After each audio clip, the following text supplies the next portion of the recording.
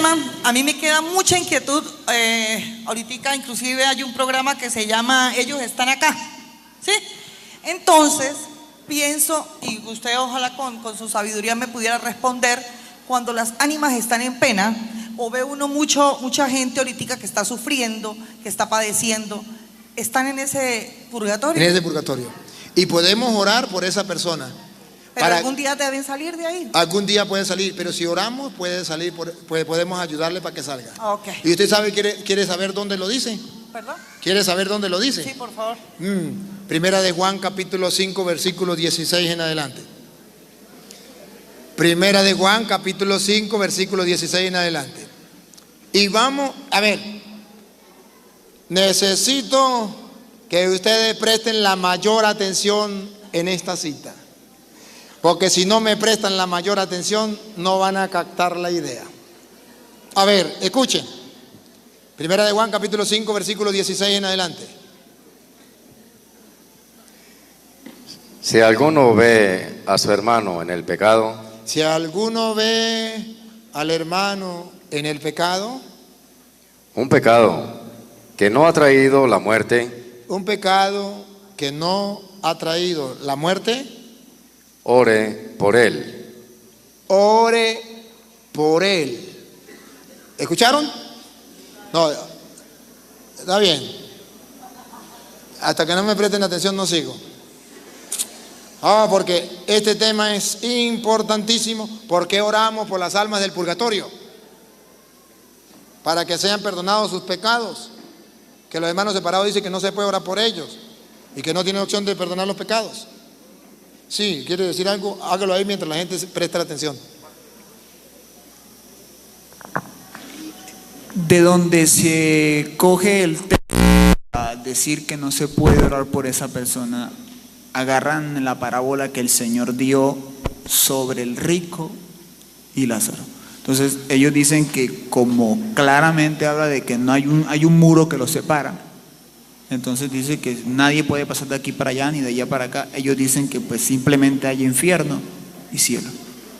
Es simplemente lo que quería decir, de dónde es ellos o de dónde se coge ciertamente esa doctrina. Pero ahí está hablando de que el uno fue al cielo y el otro al infierno.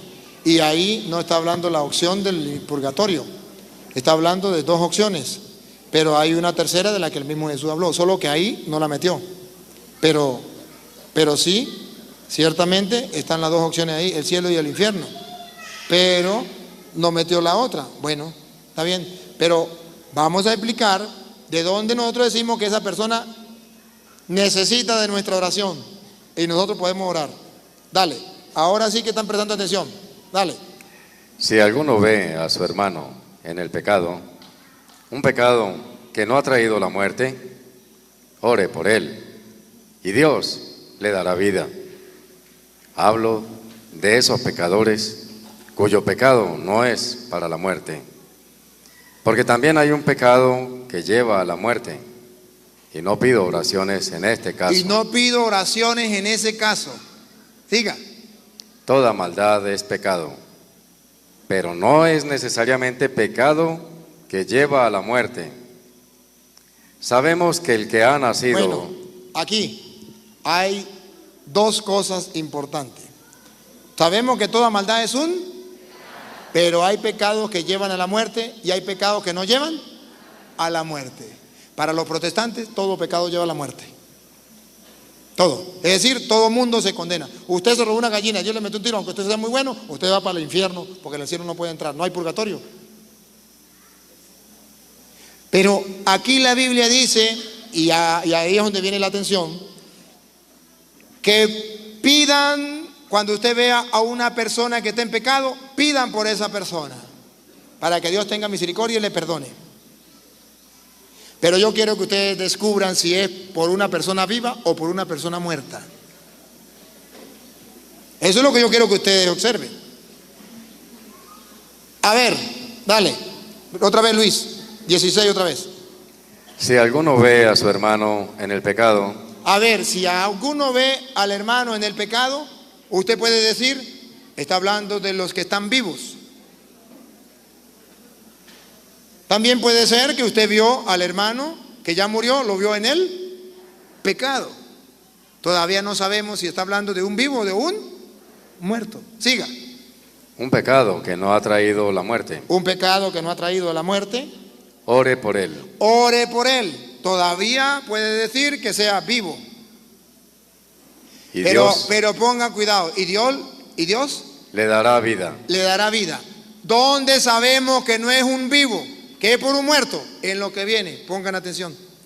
Hablo de esos pecados, cuyo pecado no es para la muerte. Hay que rogar por aquellos que cometieron un pecado, pero que no es un pecado de muerte.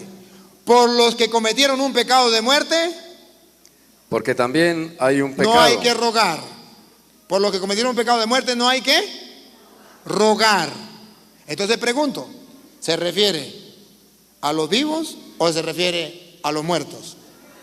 ¿Cómo sabemos que es a los muertos? Porque si usted ve a una persona muy mala que esté todavía viva y ha cometido un pecado el más grave del mundo, ¿usted debería rogar por esa persona, sí o no? ¿Y usted cree que Dios puede convertir a esa persona, sí o no? Y los protestantes también creen que sí. Pero Juan dice, si lo vio cometer un pecado que es de muerte, no digo que rueguen por él. Entonces no está hablando de los vivos. Está hablando de los muertos. Porque si fuera de los vivos, aunque sea el pecado muy grande, y mientras más grande el pecado sea, usted debe orar más por esa persona. Cáctelo de nuevo. Porque también Otra vez, Luis, de nuevo. Si alguno ve a su hermano en el pecado, un pecado que no ha traído la muerte, ore por él y Dios le dará vida. Hablo de esos pecados, de esos pecadores cuyo pecado no es para la muerte. Porque también hay un pecado que lleva a la muerte. Y no pido oraciones en este caso. Ese fue lo que usted me robó ese rato. Y no pido oraciones en ese caso. ¿Se da cuenta que no están vivos? Está muerto y ya está condenado en el infierno. Ya no se puede hacer nada.